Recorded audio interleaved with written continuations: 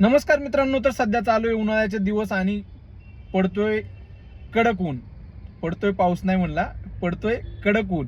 तर मित्रांनो, विषय असा आहे की आपल्याकडे पण एखादी गाडी असेल ना, आपण जर नॉर्मल गोष्टींवर लक्ष देत नसेल, म्हणजे कशा आपल्या डिस्प्लेमध्ये जे चित्र असतात, आपण फक्त स्पीड रेस एवढंच बघतो, पेट्रोल डिझेल बस, बाकी दुसऱ्या गोष्टींवर लक्ष देत नाही. तर मित्रांनो, सांगायचं तात्पर्य त्यासाठीच हा व्हिडिओ बनवतोय. मित्रांनो, तुमच्या जर डिस्प्लेमध्ये जर असं चिन्ह, हे रेड कलरचं चिन्ह जर कंटिन्यू चालत राहत असेल किंवा लागलेलंच राहत असेल, चालू करताना एकदा लागतं 1 सेकंद आणि ते बंद होतं, पण जर कंटिन्यू दिसत असेल तर मित्रांनो तुमची गाडी झालेली आहे ओव्हरहीट.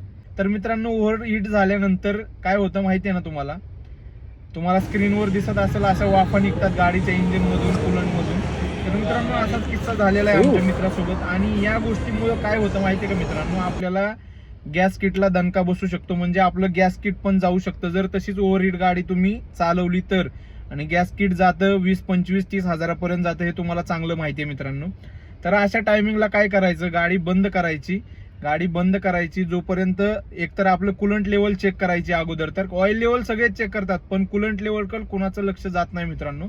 त्यामुळे कुलंट लेवल नक्की चेक करत जावा. आणि सगळ्यात आधी तर ओव्हरहीट झाल्यानंतर गाडी शांत होऊन द्यायची. अर्धा तास 1 तास शांत होऊ द्या, थंड होऊ द्या. तरीही तुमची जर गाडी नसल होत किंवा ते चिन्ह कंटिन्यू लागत असेल तर तुम्ही नक्की तिथं फिटरला बोलवा. पण गाडी वडत चालवत नाही का गॅरेजला घेऊन जाऊ नका. गॅस किटला चांगला बांबू लागू शकतो. त्याच्यामुळं ही छोटीच गोष्ट आहे, पण 25-30 हजाराचं नुकसान करू शकतो. आणि त्याच्यानंतर मित्रांनो, गाडीच्या टायरमध्ये कमीत कमी एवढे 4 महिने तरी नायट्रोजन गॅसचा वापर करा. नायट्रोजन भरत जावा, कारण जे हीट होतं आपलं टायर ते कमी हीट होतं. नायट्रोजन थोडं थंडावा देतं टायरला, त्याच्यामुळे नायट्रोजन टाकायचा प्रयत्न करा. आणि गाडीमध्ये सिगरेट पित असताल तर लायटर, माचीस किंवा प्लॅस्टिकच्या बाटल्या हे ठेवायचं टाळा.